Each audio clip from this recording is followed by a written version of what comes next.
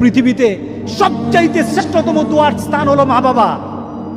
ওই মা বাবা যদি হাত পাতে আরশ পর্যন্ত পৌঁছে যায়, ওই মা বাবা যদি বদদুয়া করে, পৃথিবীর সব তীর সব টার্গেট মিস হতে পারে, কিন্তু মা বাবার বদদুয়া কখনো মিস হয় না, কখনো মিস হয় না। আর সন্তান মা বাবার জন্য যখন দোয়া করে, পৃথিবীর কোনো হুজুর, পৃথিবীর কোনো বুজুর্গ ব্যক্তির দোয়া কবুলের ব্যাপারে সন্দেহ থাকতে পারে, কিন্তু সন্তান যখন মা বাবার জন্য দোয়া করে, এই দোয়া আল্লাহ ফেলে দেয় না। সুবহানাল্লাহ। কারণ মা বাবার এই দোয়াটা শিখিয়ে দিয়েছেন স্বয়ং আল্লাহ সুবহানাহু ওয়া তাআলা, রব্বির হামহুমা কামা রব্বায়ানি সাগীরা।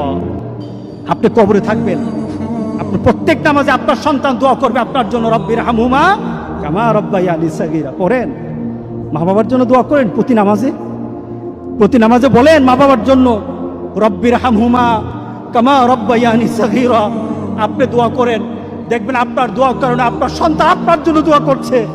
আপনাকে আল্লাহ যেন এমন সুযোগ করে দেয়, এমন কুলাঙ্গার সন্তান যেন আমাদের সন্তানগুলো আল্লাহ না বানায়। সবাই বলেন আল্লাহুম্মা আমিন।